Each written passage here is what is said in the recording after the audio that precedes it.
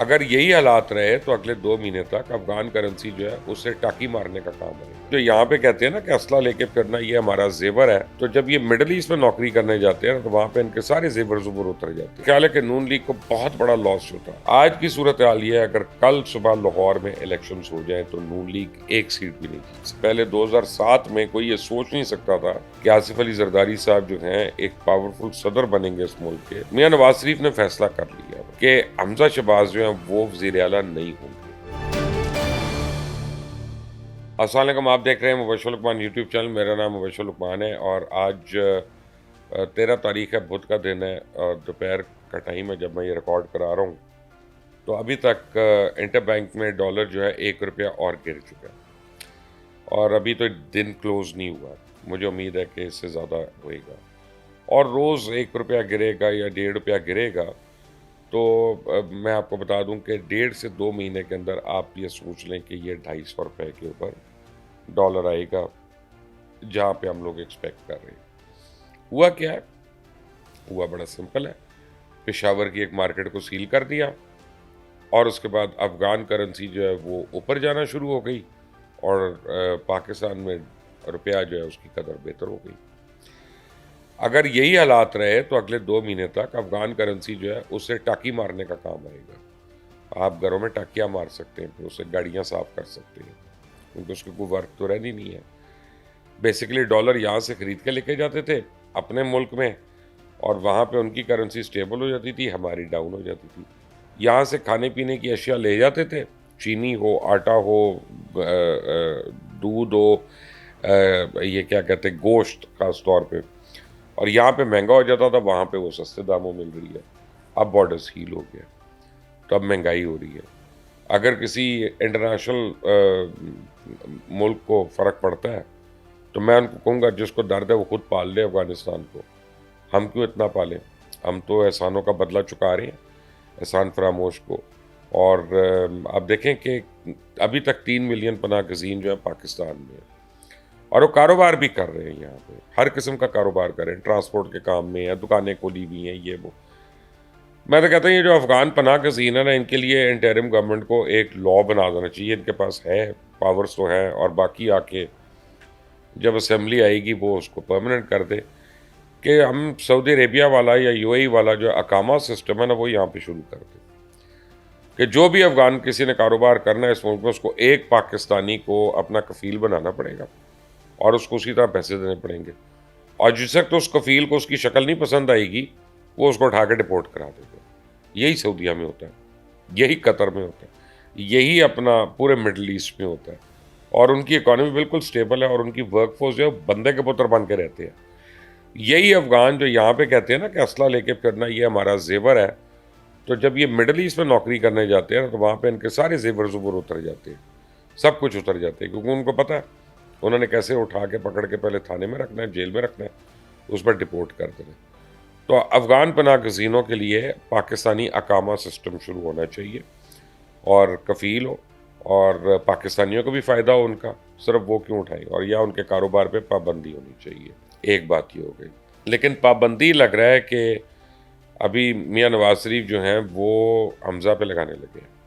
حمزہ شہباز جو ہیں وہ گئے ہوئے ہیں اور جمعرات کو ایکسپیکٹڈ ہے کہ وہ آئیں گے, اور ان کے آنے کے بعد پھر مریم بی بی جائیں گی یہاں سے. میرا نہیں خیال کہ ان سے پہلے وہ جائیں گی, کیونکہ دونوں ایک دوسرے کو اب برداشت ہی نہیں کر رہے, دیکھنا ہی نہیں چاہتے ایک دوسرے کو, اور ان کے ڈفرینسز اتنے ہو گئے ہیں کہ جتنے بھی نواز شریف کے قریبی ساتھی تھے جو اگر انہوں نے حمزہ کو سپورٹ کیا یا ایس سی ایم اس کے آگے پیچھے ان کو نظر آئے تو انہوں نے ان کو سائڈ لائن کرنا شروع کر دیا. میرا خیال ہے کہ نون لیگ کو بہت بڑا لاس جو تھا, بہت بڑا لاس جو ارریکوریبل لاس ہے, وہ پرویز ملک صاحب کی فوتگی سے ہوا. پرویز ملک صاحب جو تھے لاہور کی ایک ایسی شخصیت تھے جو ہر لیول پہ قابل احترام تھے اور ہر لیول پہ ان کی عزت تھی, اور ان کے بدترین سیاسی مخالفین بھی تھے وہ بھی ان کی عزت ہی کرتے تھے. انہوں نے کنڈکٹ اپنے آپ کو ایسے کیا. جب پرویز ملک صاحب کی جو پوری فیملی ہے اس نے اپنے آپ کو بالکل اپنے یعنی گھر کے سربراہ کی نقش قدم پہ چلتے ہوئے اپنے آپ کو اسی طرح کنڈکٹ کیا. پرویز ملک صاحب فوت ہوئے تو شائستہ بہن جو ہیں ان کو پہلے الگ کر دیا، پھر علی جو ہے وہ بھی بیک ڈور پہ ہو گیا. ہمارے ایک اور جاننے والے سیف الملوک کھوکھر جو ہیں وہ اوپر آ گئے، لاہور کے وہ کرتا دھرتا بن گئے. اور مریم بی بی نے اپنی اے ٹی ایم جو ہیں ان کو اپنے گرد کرنا شروع کر دیا. اور ہوا کیا کہ پہلے نون لیگ کو بڑی سبکی ہوئی جو بائی الیکشن میں 16-17 سیٹیں ہار گئی، خاص طور لاہور سے اور پنجاب سے. اور اس کے بعد اگلے الیکشنز کا بھی آپ کو پتا ہے. اس وقت آج کی صورتحال آپ کو یہ بتا رہا ہوں میں، کل کیا ہوتا ہے وہ فرق ہو سکتا ہے. آج کی صورتحال یہ ہے اگر کل صبح لاہور میں الیکشنز ہو جائیں تو نون لیگ ایک سیٹ بھی نہیں جیت سکتی، ایک سیٹ بھی نہیں جیت سکتی. یعنی اگر نواز شریف خود بھی لڑیں گے یہاں پہ تو ان کی سیٹ کے لالے پڑ جائیں گے، میں آپ کو بتا رہا ہوں. اور وہ گوال منڈی کی بات کر رہا ہوں. اس کی وجہ یہ نہیں ہے کہ نون لیگ کے بڑی لڑائیاں بھی بہت زیادہ ہو گئی، وہ تو ہیں، لیکن اس کی ایک سب سے بڑی وجہ یہ ہے کہ پاکستان تحریک انصاف بے انتہا پاپولر ہو گئی ہے. اور جو اس کے ووٹر، اس کے سپورٹر یا اس کے ساتھ سافٹ کارنر رکھنے والے ہیں، وہ کہتے ہیں ایک دفعہ تو ہم نے اس کو ووٹ دینا ہے. یہ 2008 والی سچویشن ہے جب محترمہ بے نظیر بھٹو اسیسینیٹ ہوئی تھی نا، تو لوگوں نے کہا کہ جو بھی ہے اس وقت تو ہم نے بے نظیر کو مارا ہے تو ایک دفعہ تو ہم نے پیپلز پارٹی کو ووٹ دینا. تو آپ یہ سوچیں کہ اس ملک میں کبھی اس سے پہلے 2007 میں کوئی یہ سوچ نہیں سکتا تھا کہ آصف علی زرداری صاحب جو ہیں ایک پاورفل صدر بنیں گے اس ملک کے. تو وہ نہ صرف صدر بنے، انہوں نے ٹینیور پورا کیا، گارڈ آف آنر لے کے وہ باہر گئے، اور آج بھی ان کو پریزیڈنٹ زرداری کہا جاتا ہے. تو یہ فرق پڑتا ہے. دوسری طرف جو انٹرنل لڑائیاں ہیں نون لیگ کی، وہ لڑائیاں اب عروج پہ پہنچ چکی ہیں. سب سے بڑی بات ہے کہ یہ فیملی ایک دوسرے کو نہیں برداشت کر رہی ہے. میاں نواز شریف نے فیصلہ کر لیا ہے کہ حمزہ شہباز جو ہیں وہ وزیر اعلیٰ نہیں ہوں گے پنجاب کے. اور حمزہ شاید اسی کے لیے گئے ہوئے کیونکہ پنجاب جو ہے وہ حمزہ دیکھتے رہے، اور حمزہ کا ایک ہولڈ ہے پنجاب کی نون لیگ پہ. تو ابھی تک آپ دیکھیں نون لیگ کی کوئی ایکٹیویٹی نہیں شروع ہوئی. لوگوں کو یہ نہیں پتا ہم نے مریم کی سائڈ پہ ہونا ہے، ہم نے حمزہ کی سائڈ پہ ہونا ہے. پوری ڈیوائیڈ ہو گئی ہے پارٹی. پارٹی کے جو سینئر لیڈرز ہیں وہ بھی چپ کر کے بیٹھے ہوئے ہیں. ان سب نے بڑی قربانیاں دی ہیں نون لیگ کے لیے. ہم ان سے ایگری کریں، ہم ان سے ڈس ایگری کریں، لیکن ان کی قربانیاں اپنی جگہ پہ ہیں. لیکن اب ان کو لگ رہا ہے کہ یار ہم جو مرضی کر لیں، ہم اپنے بلیڈ ماریں، خون نکالیں، جو مرضی کریں، بننا کوئی شریف خاندان کا بچہ ہے تو پھر ہماری زندگیوں کا کیا فائدہ. تو اب جس نے جو کاروبار شروع کر دیا ہوا ہے وہ اس کاروبار کو اور بڑھانے کے چکروں میں آ گیا.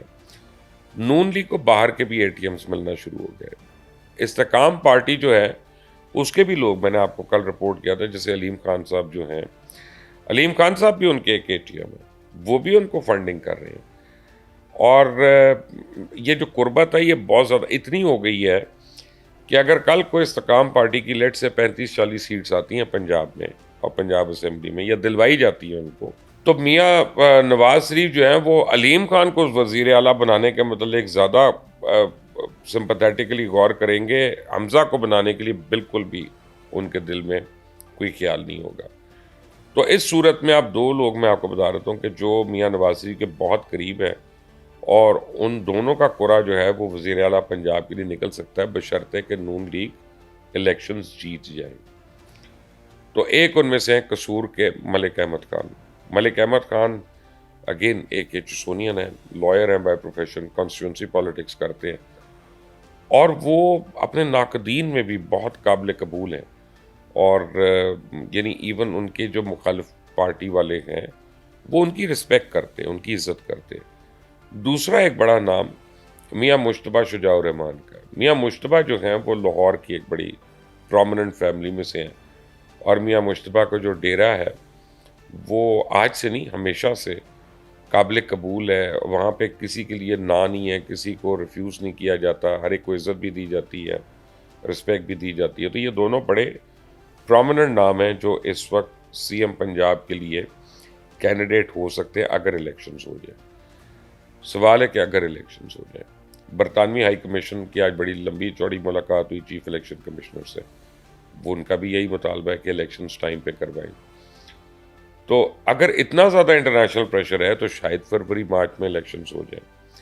لیکن اگر فروری مارچ میں الیکشن ہو جاتے ہیں تو بقول مولانا فضل الرحمان کے فائدہ تحریک انصاف کو ہے، کیونکہ انہوں نے جو 1.5 سال حکومت کر لی ہے اس میں جو مہنگائی کا گراف اوپر چلا گیا ہے وہ گراف ان کے گلے پڑ گیا آگے۔ مولانا فضل الرحمان کا خود یہ کہنا ہے کہ ووٹ آف نو کانفیڈنس جب اپروو ہوا تھا اس کے 1 مہینے کے اندر اندر اگر ہم الیکشنز کروا لیتے تو ہم نے سارا کلا کما کر دینا تھا۔ تو اب جو ہے یہ بوتل کا جن بار آ گیا اور وہ جن جو ہے وہ سر چڑھ کر بول رہا ہے، اور ہم اس کے کینڈیڈیٹ تو توڑ سکتے ہیں، ہم ووٹ نہیں اس کا توڑ سکتے۔ جیسے انہوں نے پرویز خٹک کے متعلق کہا کہ جو ایک تھالی میں سراغ کرے گا وہ دوسری تھالی میں بھی سراغ کرے گا، تو ہمیں وہ قابل قبول نہیں ہے، ہمیں وہ ایکسیپٹیبل نہیں ہے۔ حالانکہ پرویز خٹک صاحب کی بڑی خواہش تھی کہ وہ جے یو آئی کے اندر چلے جائیں۔